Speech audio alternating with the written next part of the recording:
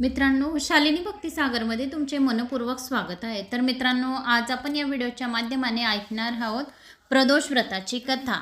श्री गणेशाय नमो नमः. सदाशिव ही 4 अक्षरे जो नेहमी मनोभावे उच्चारतो तो शिवाचे पूजन करीत असतो. जो शिवनामाच्या जपाने शुद्ध झालेला आहे त्याला कोणत्याही प्रायश्चित्ताची गरज नाही. शिवनामाचा महिमा फार अगाध आहे. जो प्रदोष व्रत नेहमी पाळतो त्याला आयुष्यात काहीही कमी पडत नाही. ही गोष्ट त्रिवार सत्य आहे.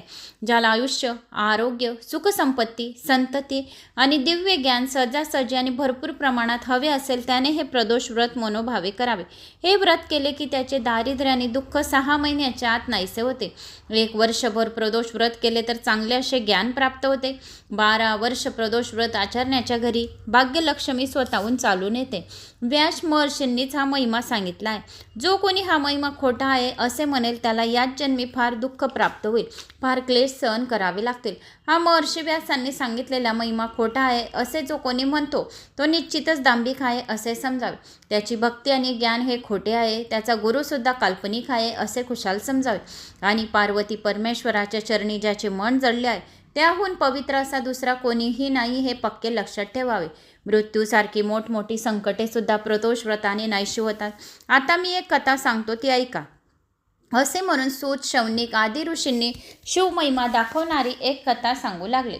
फार फार पूर्वी विदर्भ देशात सत्यरथ नावाचा एक राजा राज्य करीत होता. तो महापराक्रमी होता, धर्मशील होता, परंतु तो शिवाचे भजन पूजन मात्र करीत नसे. त्यामुळे एकदा काय झाले, शाल्व देशाचा राजा आपले फार मोठे सैन्य घेऊन राजा सत्यरथावर चालून आला. दोघांमध्ये 7 दिवस घनघोर युद्ध झाले. शेवटी राजा सत्यरथ युद्धात मारला गेला. शत्रूने सत्यरथ राजाच्या नगरात प्रवेश केला. सत्यरथ राजाची राणी गरोदर होती. तिचे दिवस भरले होते, पण शत्रू नगरात शिरताच ती एकटी चोर वाट्याने रानात पळून गेली.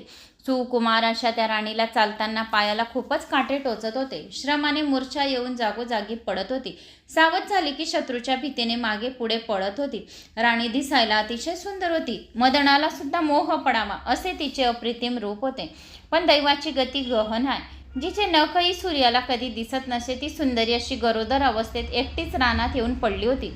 नळाची दैमंती किंवा भिलिनीच्या रूपात असलेली भगवान शंकराची सती पार्वतीच पुन्हा या वनात संचार करीत आहे असे वाटत होते. प्रत्येकाला आपल्या कर्माची फळे भोगावीच लागतात, त्याला इलाज नाही. सर्वत्र भटकून शेवटी बिचारी एका वृक्षाखाली दबून बसली. त्यातच तिला प्रसव वेदना सुरू झाल्या. जिचा शब्द तळ हातावर झेलण्यासाठी 100 दासी मागे पुढे असत. त्या राणीला आज भांडेभर पाणी द्यायला सुद्धा कुणी नव्हते. ती राणी इंदुमती तेथे जमिनीवर गडाबडा लोळत होती. पाण्यासाठी मोठमोठ्याने टावा फोडत होती, पण ऐकणार कोण?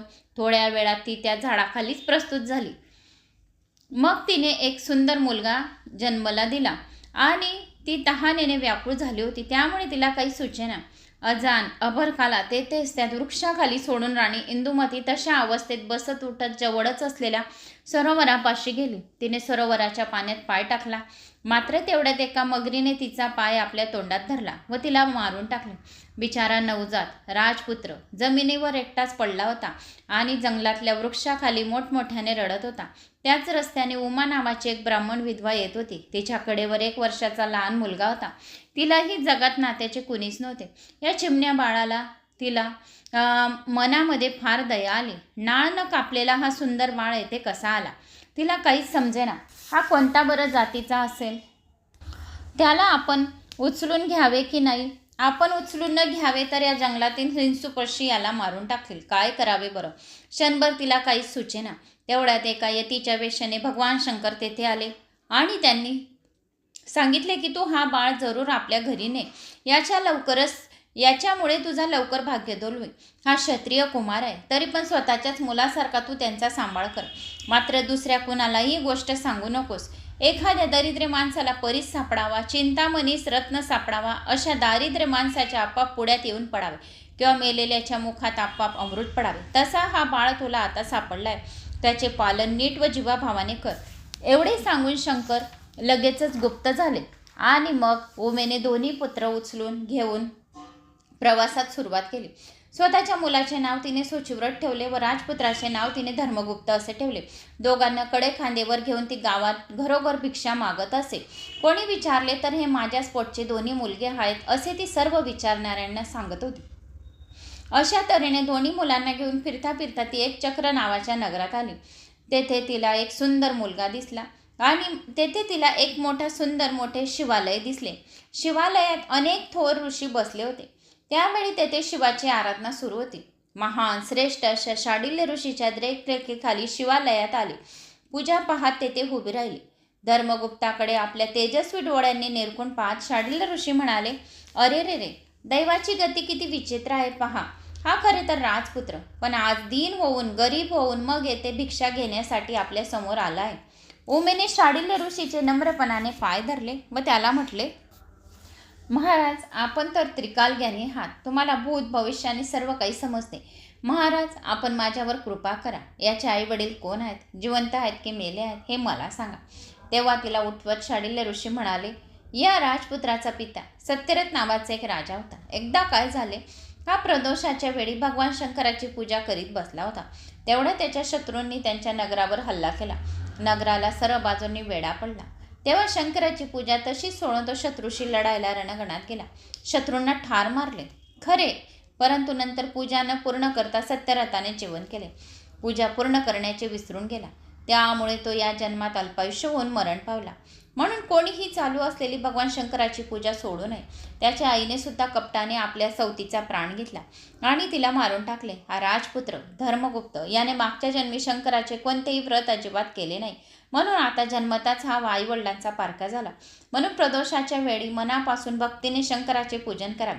कधी शंकराची पूजा अर्धवट करून उठू नये. प्रदोष काळात देवी पार्वती समोर भगवान शंकर स्वतः नृत्य करीत असतात आणि सरस्वती वीणा वाजवत असते. पुरोहित सुस्वर बासरी वाजवत असतात. लक्ष्मी छानसा ताल घेत असते, तर भार्गवी मधुर आलाप घेत असतात. शिवाचा परम मित्र तो यक्षपती तो हात जोडून समोर उभा असतो. सगळेच्या सगळे यक्ष गण गंधर्व किन्नर देव सभोवती उभे राहून शंकराचे नृत्य पाहत असतात. असा हा भाग्यवान प्रदोष काळ आहे.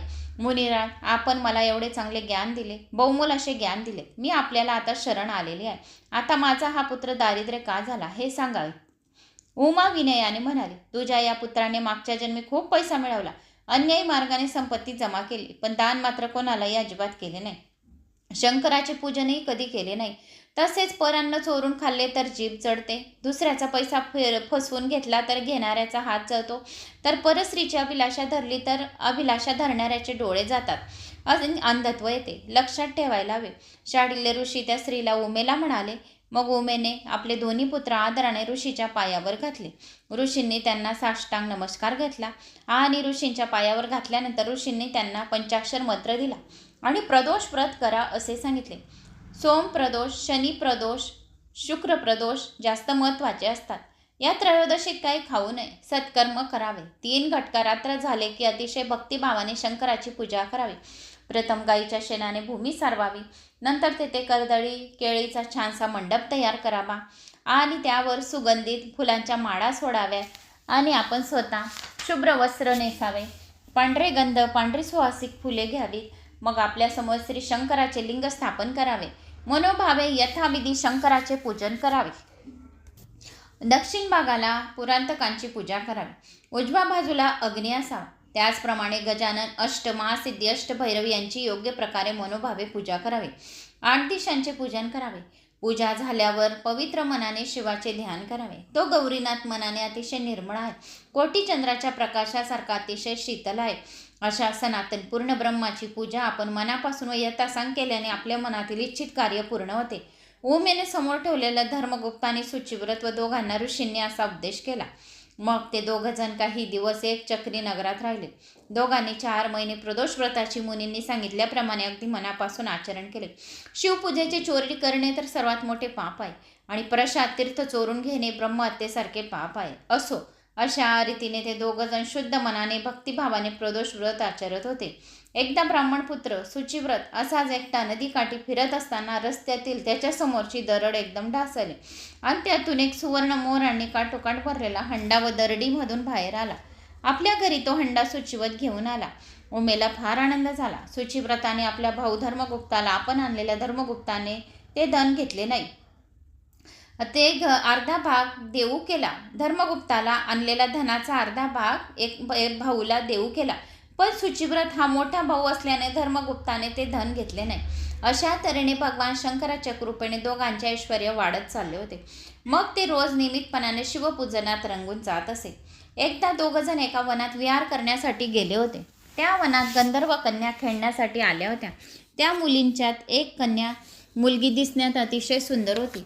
राजपुत्र धर्मगुप्त तिच्याकडे आकर्षित होऊन टक लावून पाहत राहिला होता. धर्मगुप्ता, परस्त्रीकडे असे पाहू नको. अशा तरुण स्त्रिया तरुणांचे चित्त हरण करतात. आपल्या मायावी स्पर्शाने त्यांचे शौर्य हरण करून घेतात. स्त्रियांचा सहवास म्हणजे केवळ अनर्थाला कारण होय. शुचिव्रताने आपल्या धाकट्या भावाला समजावून सांगत म्हटले. पुढे गेल्यानंतर तेथे त्याला गंधर्व राजाची कन्या अशुमती दिसली. तीही एखाद्या अप्सरेसारखी दिसत होती. अशुमती या सुंदर तरुणाकडे एकटक दृष्टी लावून पाहत होती. तिला एकदम आठवले. तिच्या वडिलांनी म्हणजे महेशाला म्हणजे श्री शंकराला विचारले होते, माझी ही स्वरूप सुंदर आणि परमप्रिय कन्या मी कोणाला देऊ? तेव्हा पार्वतीपती त्याला म्हणाले होते, धर्मगुप्त नावाचा सत्यरथ राजाचा मुलगा आहे. तो माझा परमभक्त आहे. त्याला तुझी कन्या दे. महेशाने सांगितलेला तो तरुण हाच तर नसेल? हा किती सुंदर दिसतो. क्षीरसागरातून प्रत्यक्ष चंद्रच जणू काही वर आला आहे असे वाटत आहे. अशुमती स्वतःशीच असा विचार करीत होता. आणि नंतर मग प्रथम दर्शनी त्याला पाहताच ती त्याच्या प्रेमामध्ये पडली. मग तिने आपल्या सख्यांना चतुराईने फुले आणण्यासाठी दुसऱ्या बाजूला पाठवून दिले आणि अशुमतीने हलक्या आवाजात राजपुत्र धर्मगुप्ताला हाक मारून आपल्याजवळ बोलवले. त्यासाठी तेथे मऊ पल्लवाचे तिने आसन तयार केले होते. राजपुत्र त्या आसनावर येऊन बसला. तोही आता मोठ्या खुशीत होता. इतक्या जवळ असूनही अशुमती त्याच्याकडे सरळ पाहू शकत नव्हती, लाजत होती. शेवटी धीर धरून ती म्हणाली, तुमच्या शृंगार सरोवरात पोहण्याची इच्छा करणारी मी एक राजहंसनी आहे. आपला मुखचंद्रमा पाहताच माझे मन आनंदाने नृत्य करत आहे. माझे नेत्ररूपी भुंगे तुझ्या कमलाभोवती गुंजन करीत आहे. प्रिया, मला आपली म्हणा. मग अशुमतीने आपल्या हातांनी हलकेच गळ्यातील तेजस्वी मोतिकांची माळ काढली आणि राजपुत्राच्या चरणावर ठेवली. तेव्हा धर्मगुप्त म्हणाला, हे सुंदर युवती, मला आई वडील नाहीत. माझ्या वडिलांना ठार मारून माझे राज्य शत्रूंनी घेतले आहे. मी दारिद्र्य आहे. तुझ्या पित्याला मी पसंत पडणार नाही. आपण माझ्यावर विश्वास ठेवा आणि 3 दिवसांनी या स्थळी आपल्या दोघांच्या लग्नासाठी यावे. मी माझ्या पित्याला सर्व सांगून येथे लग्नासाठी घेऊन येते. असे बोलून तेथून अशुमती चटकन निघून गेली. धर्मगुप्ताने सर्व हकीकत परत येऊन आपल्या भावाला सांगितली. शांडिल्य ऋषीचा कृपेचा हा प्रसाद आहे. त्याच्या चटकन लक्षात आले. अशा प्रकारे गुरुचरणावर ज्याची श्रद्धा आहे त्याला काहीच कमी पडत नाही. अगदी मृत्यूपासूनही गुरु त्यांचे रक्षण करतो. दोघं भावांनी सर्व हकीकत आपल्या घरी येऊन आपल्या आईला सांगितली. गंधर्व कन्या अशुमतीने सांगितल्याप्रमाणे तिसऱ्या दिवशी दोघंही पुन्हा त्या वनात गेले. गंधर्व राजासह परिवार लग्नाचे साहित्य घेऊन तेथे आधीच आलेला होता. तरुणाची आधीरतेने वाट पाहत ते दोघे येताच आपल्या सर्व गुण संपन्न असा सुंदर जावई पाहून गंधर्व राजा अतिशय खुश झाला.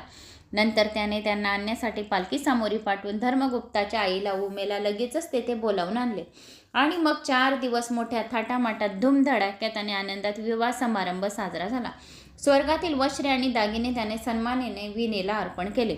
1,00,000 रथ, 10,000 हत्ती, 1,00,000 सुंदर घोडे, 1,00,000 दासदासी, रत्नांचे भांडार, स्वर्गीय धनुष्यबाण त्याने जावयाला अर्पण केले. अतिशय मोठी चतुरंग सेना आणि पराक्रमी सेनापती त्याच्याबरोबर घेतले. उमेला मोठा मान देऊन संतुष्ट केले. अशुमती आता मोठ्या आनंदाने पतीच्या बरोबर चालली होती. त्याच्यासमोर मंगलवाद्याचा गजर होत होता. चतुरंग सेना सभोवत आली होती. हे सैन्य घेऊन राजपुत्र धर्मगुप्त आपल्या स्वतःच्या राज्यात विदर्भ नगराजवळ आला. त्याने संपूर्ण नगराला वेढा घातला.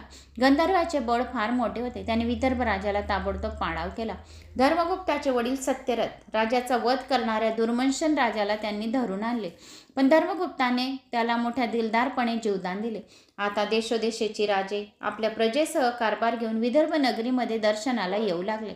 मग एक उत्तम असा मुहूर्त पाहून राजा धर्मगुप्त सिंहासनावर बसला. उमा मातेला आणि आपल्या ज्येष्ठ बंधू शुचिव्रताला योग्य प्रकारे मान देऊन धर्मगुप्ताने पुढे 1000 वर्ष उत्तम प्रकाराने राज्य केले. त्याने आपल्या नगरीमध्ये शांडिल्य ऋषींना मोठ्या मानाने बोलावून आणले आणि 100 पदम मोहरांची गुरुदक्षिणा त्याच्या चरणावर अर्पण केली. अनेक रत्ने, अलंकार व श्रेयी सन्मानाने अर्पण केले. त्याच्या शिवभक्तीमुळे दुःख, शोक, भांडणे, संकटे, रोग, वैधव्य, मरणे सर्व त्याच्या राज्यातून पळाले. प्रजा सतत राजाचे गुणवर्णन करीत होती. राज्यातील ब्राह्मण तृप्ततेने राजाला रोज चांगले चांगले आशीर्वाद देत होते. राज्यात सगळीकडे आनंद भरला होता. अशुमती सुखात होती. 10,000 वर्ष राज्य केल्यानंतर धर्मगुप्ताने उत्तम प्रकारे व समाधानाने आपल्या सूरज नावाच्या मुलाला आपले राज्य देऊन टाकले आणि शंकराची मनापासून प्रार्थना केली. भगवान शंकरांनी त्यांच्यासाठी दिव्य विमान पाठवले. शंकराच्या कृपेने धर्मगुप्त राजाला दिव्य देह प्राप्त झाला. आई, भाऊ, पत्नी अश्वमती सह राजा कैलासाला निघून गेले. तेथे शिवदर्शन होताच सर्वांनी त्यांना साष्टांग नमस्कार घातला. भक्तांच्या कैवारी शंकरांना त्यांना उचलून आपल्या हृदयाशी धरले आणि आपल्या जवळच त्यांना अक्षय पद दिले. असे धर्मगुप्ताचे आख्यान जे कोणी नित्य नेमाने वाचतात किंवा ऐकतात किंवा कोणाला सांगतात, शेअर करतात, त्यांचे सर्व संकट प्रसंगी सर्व स्वतः रक्षण करत असतो शंकर. त्याच्या मागील सर्व पापांचा नाश होतो. जे जेथे जेथे जातील तेथे तेथे त्यांना विजय मिळतो. त्यांची सतत समृद्धी वाढत राहते, धनप्राप्ती होत राहते. जे प्रदोष व्रत करतात या ही कथा ऐकतात त्यांना मग मृत्यूचे सुद्धा भय राहत नाही. अशी ही प्रदोष व्रताची कथा होती. तर मी ती तुम्हाला सांगितली. तर मला अशी आशा आहे की तुम्हाला शिवरात्रीची आणि प्रदोष व्रताची कथा आवडली असेल. आवडल्यास लाईक, शेअर, सबस्क्राईब नक्की करा. जय श्री महाकाल कमेंट्स बॉक्समध्ये करायला विसरू नका. या आपल्या गावाचं नाव कमेंट्स बॉक्समध्ये नक्की लिहा. हर हर महादेव. जय श्री महाकाल.